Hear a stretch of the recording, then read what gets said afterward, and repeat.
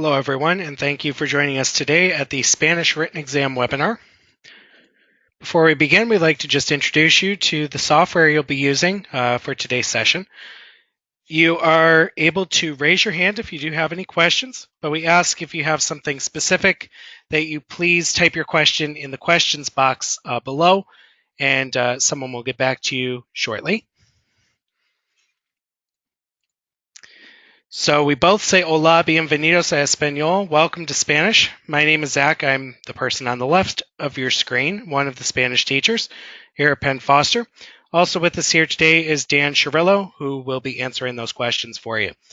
You do have a variety of ways to get in contact with both of us. By phone, you can reach us at 1-888-427-1000, option 5, between 9 and 6 Eastern Time, Monday through Friday.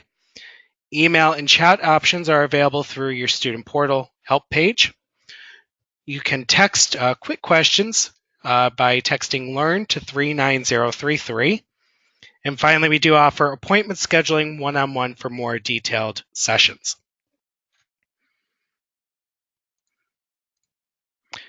On today's objectives, we are going to describe each of the Spanish written exams, locate where to find project instructions and audio selections within your course. We'll also talk about how to upload assignments, identify any reasons for a returned assignment, anything and everything you need to know about plagiarism within Spanish, and finally, listing tips for success. Let's get started with Spanish written exams. There are 5 written exams in the high school Spanish course. They're exams 4, 6, 8, 10, and 12. And each of them contain their own study unit, as you can see on the left-hand side. They also correlate with the numbers on the right-hand side. The 986 numbers are for students that have enrolled earlier into the high school program, and the 700 numbers are for students that have enrolled more recently. Not important that you know those numbers other than just knowing which exam you're working on.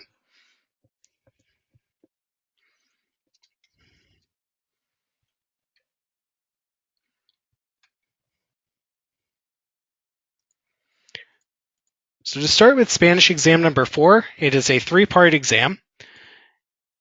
In part 1, it's error detection. Here we're asking you to correct the error in Spanish so that it translates to the English. So you're going to be rewriting the sentence correctly in Spanish.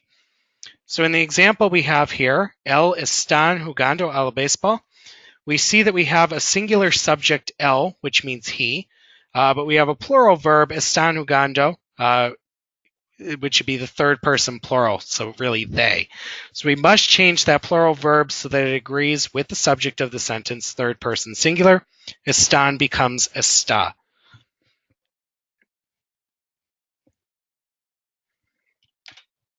In the next part, you are doing math completion. You will be solving the math problem and writing your answer in Spanish word format. So an example of that, uno times uno, we know that is 1. So 1 times 1. We also know the answer is 1, so your answer would just be uno. Once again. And then the final part of this exam is reading comprehension. So you'll be reading through a short story in Spanish and then answering 5 reading comprehension questions in English.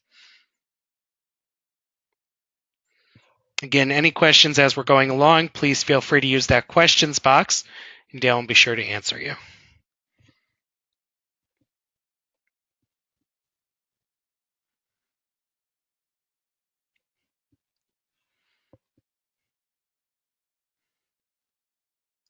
Our next exam is exam 6. Exam 6 is a 4-part exam. The first section is matching. You'll be matching different commands with the image that it represents. Part 2 and Part 3 are pretty similar. They deal with the concept of verb conjugation. And verb conjugation, for those of you that may not know, is every verb in Spanish has a different ending, and that ending is what tells us who is doing the action of the verb. If it's in the singular or the plural number, the endings are what tells us that. So in Part 2, you're dealing with irregular verbs in present tense. An example of that is salir, which is the verb to leave. And we provide you the pronoun, in this case, ellos or ellas, which is they. So you're coming up with how to say they leave in Spanish in present tense. So that answer would be salen. Now in part 3, you're only dealing with two different verbs, saber or conocer, and these both these verbs mean to know in Spanish, but they're used differently depending on context. And here, in addition to the present tense, you may also be conjugating them in the imperfect tense, which is one of the past tenses. In the sake of the example, though, it's still present. Anna knows many things. We would translate that as sabe. Third person singular, present tense.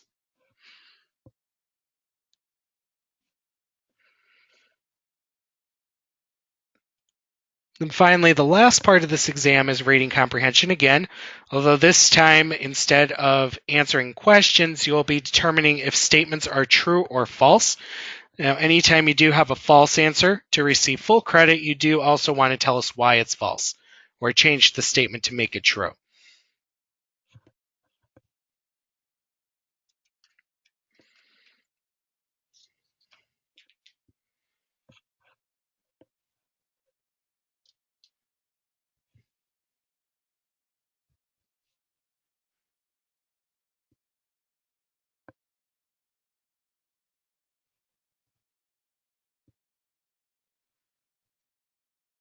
The next exam would be exam number 8, also a 4-part exam.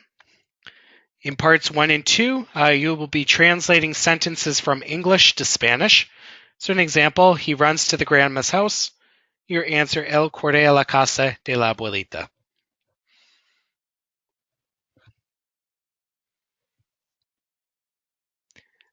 In part 3, you're doing just the opposite. You'll be translating from Spanish to English. Pon tu lápiz aquí in English means put your pencil here.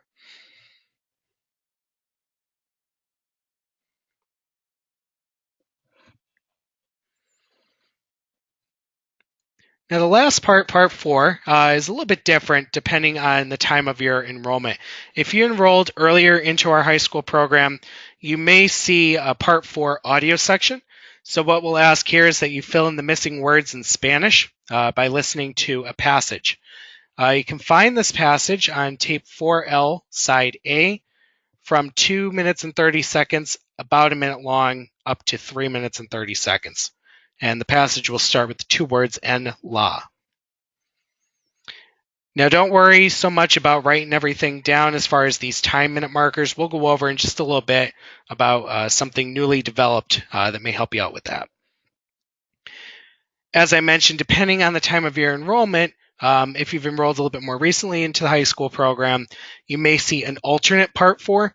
This time, though, it's not an audio section. We'll ask that you follow the specific directions on your exam. Each question is treated independently.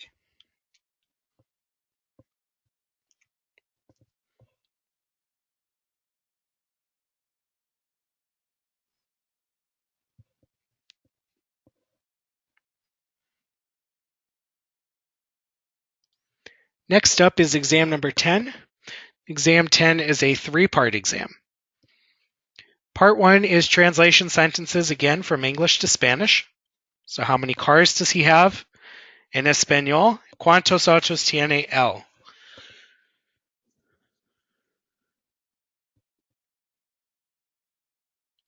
Part 2 is the reverse, translation Spanish to English. This time, though, you're only providing the translation for one word, the underlined word in the passage that's provided. So an example, mucho, in English means either a lot or much.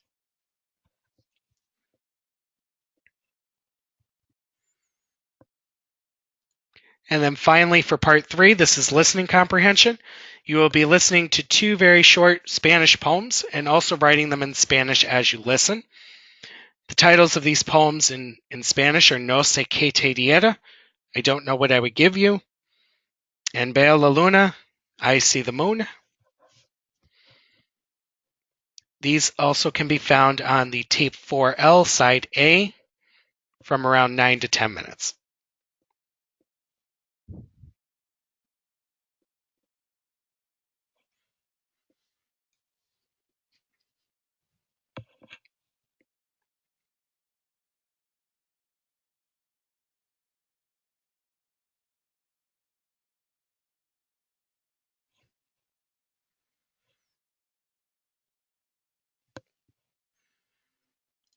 Then the last exam, exam number 12, is a two-part exam.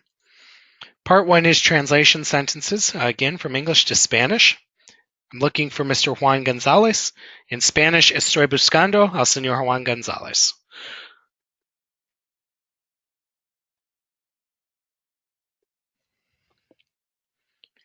Part 2 is another listening comprehension exercise. Here you will be listening to an extended story in Spanish and then trying your best to write an English summary of 10 to 20 sentences in your own words.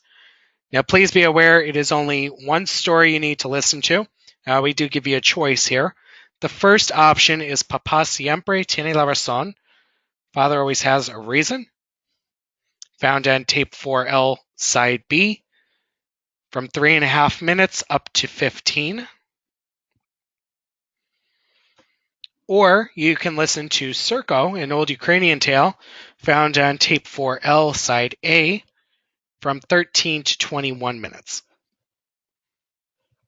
Please note we're asking you to write a summary. It's not a translation, so you should be listening to that story, trying to figure out what's going on, and then writing, 10 to 20 sentences from your own thoughts.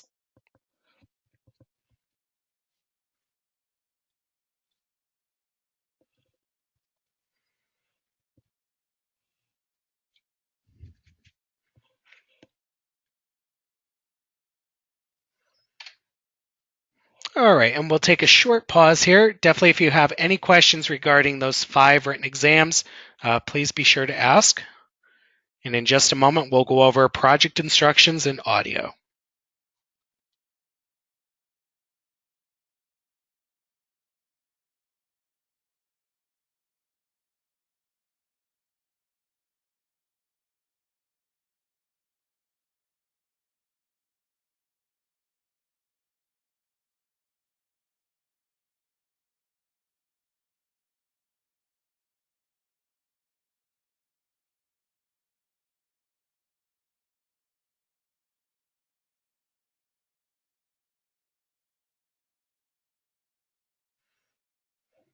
Okay, so depending on, again, the time of your enrollment, your student portal may look differently than other students.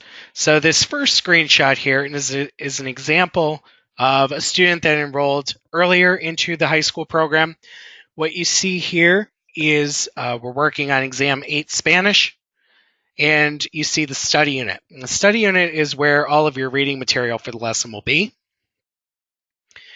You also see different audio buttons, and the audio is classified according to this.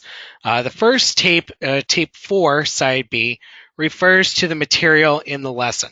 So anytime that you're reading through the study unit, I would recommend that you have this audio tape also playing in the background.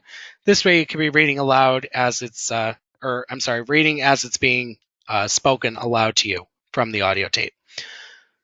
Now, the other audio is the tape 4L, listening comprehension, either side A or B, and this refers to the exam audio. So those minute markers that I was giving you earlier, you can definitely click on these audio buttons and use them.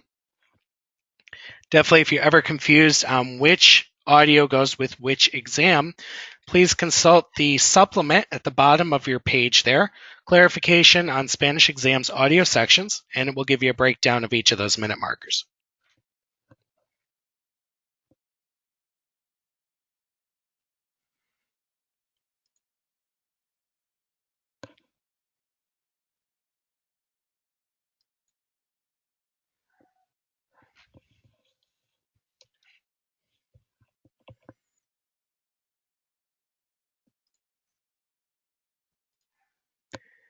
The project instructions are found directly in the study material in this older portal. So please be sure to go through the entirety of the study unit in order to find the exam directions.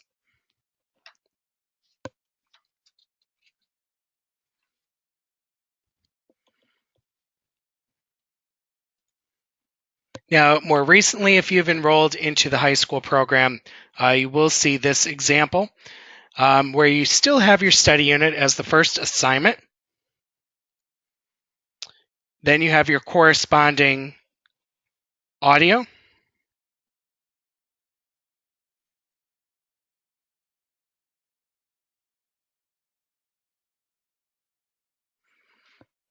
Next up is the pictograph flashcards. This will help you out with your vocab. The fourth assignment down is the project instructions. This is where you'll find your actual exam questions.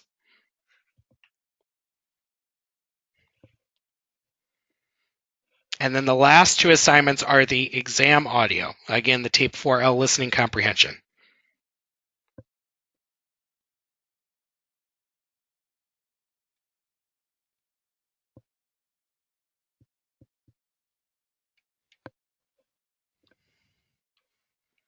Now, just to show you a further screenshot of the project instructions in the newer version here, you'll have a page with steps to upload your assignment.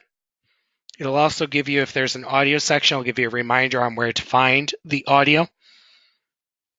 And at the very bottom of the page, you can click to view the project instructions for a list of all the questions.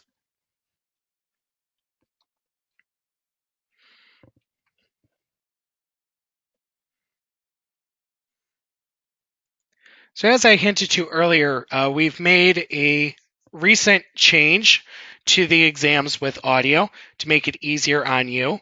What you can do now, instead of using those audio buttons and going to the correct time, you can just simply go to your exam, locate the directions, and then click on the link that is underneath to listen to the passage directly. We found that students have more success with this. They make sure they're listening to the correct story.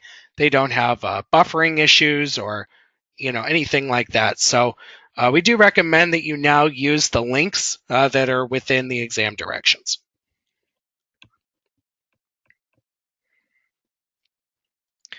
So in the next section of today's webinar, we're going to talk about uploading your assignment or other ways to submit your assignment. And we're going to pause for just a minute more here in case you do have any further questions.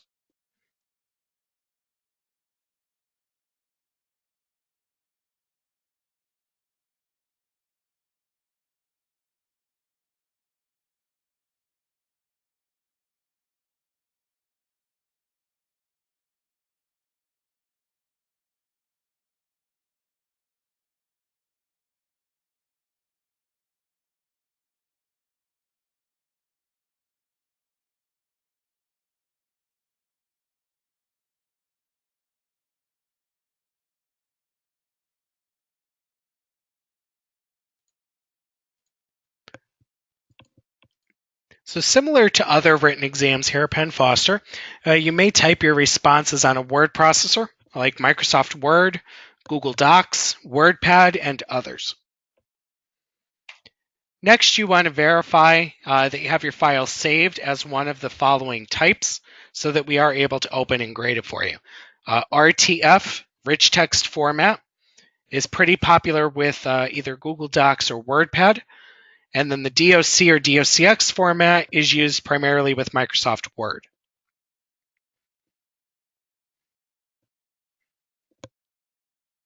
After you verify that you have the correct type of file, you do just want to follow those uploading instructions found within the instructions page that I pointed to earlier. Now, if you don't have access to a word processor, you can certainly fax or mail your exam to us, even handwritten. Our fax number would be 570-961-4038. Please make sure to put attention Spanish as well as your student number and name so we can correctly identify your exam as yours. If you wish to mail your exam, you can send that to Penn Foster, again, attention Spanish, 925 Oak Street in Scranton, Pennsylvania, 18515. And I'll leave that up for just a moment if you're copying that down.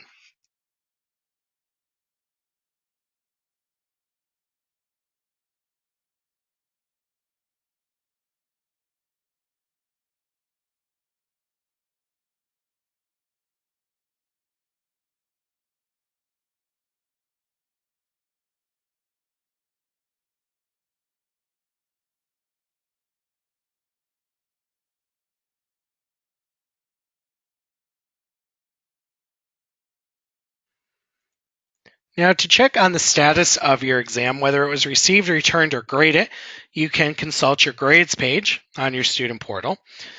And as you can see from the screenshot below, you see a variety of items.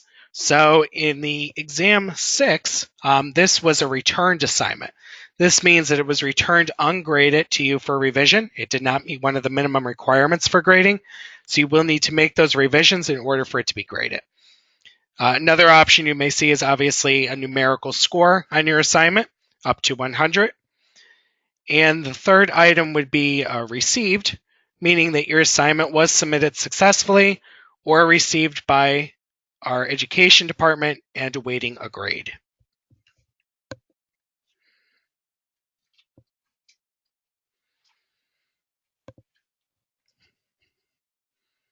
Now, students often ask why their exam was returned. So here are a couple of the top reasons that we've seen in Spanish for a returned assignment. If you do not follow directions, for example, if you write something in English when it should have been in Spanish, if your exam was incomplete, if you completed the wrong audio selection, or if you submitted the wrong file. These are reasons for a return. Definitely not all reasons for a return. So it's important that you consult the instructor feedback file for the reason of your return.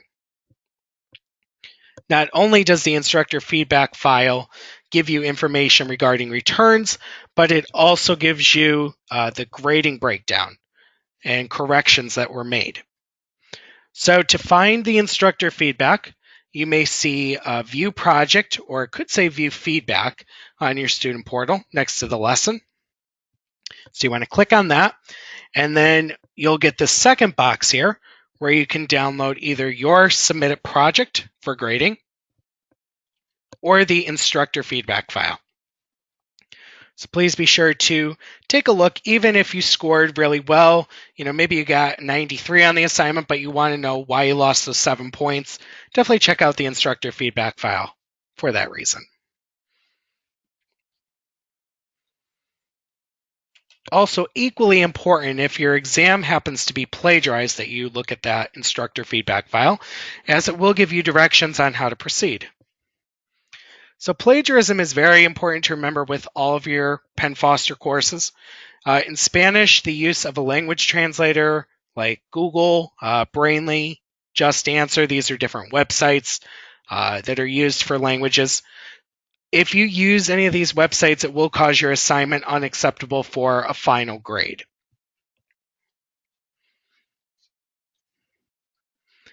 So what happens if your exam is plagiarized? On the original submission, you'll receive a 1% score, and it will require you to complete the retake in your own words. Now, if the same thing happens again on the same exam, you're going to receive another 1% grade, and now you will be required to complete a paper exam by mail.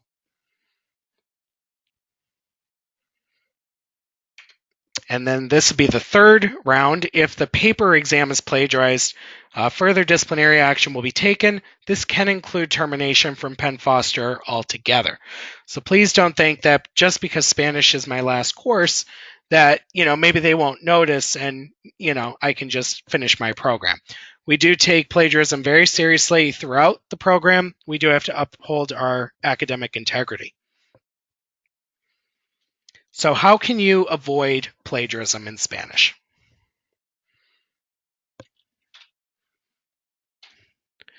Obviously, use your own words on the written exams. For us, it's far better to submit something that may not include every detail, such as the exam 12 summary, or, it's better to have an incorrect answer, I always say, than to have a plagiarized answer. Okay, so please just, stay off the internet. You definitely just refer to anything from your study material from Penn Foster for any kind of reference point. And finally, how to succeed with Spanish. Please take your time. This is one of our longest electives here at Penn Foster. With 5 written assignments, it definitely slows students down. Usually students are very anxious to be done with their program at this point, but this course will take you a little bit longer than, say, something else. Not a bad thing, just a little bit longer, more detailed. Please do not search the internet if I've not made that abundantly clear in the plagiarism conversation. It does result in more work for you as a student and disciplinary action with multiple counts. And finally, please ask any questions throughout your course. If you feel it might be something small, I'm sure another student has the same exact question as you. So it's important that you bring that to our attention. We could definitely address that with you, make things more clear, you succeed better. It's a good all around. And finally, as we finish up for today, we will definitely take any of your Prego and tests that you have right now. Any questions? You may ask those now in the webinar question area. Again, here are some of the contact options to interact with Dan and myself throughout your Spanish course. We do thank you for coming today. We both wish you buena suerte en español, good luck in Spanish, and have a great day.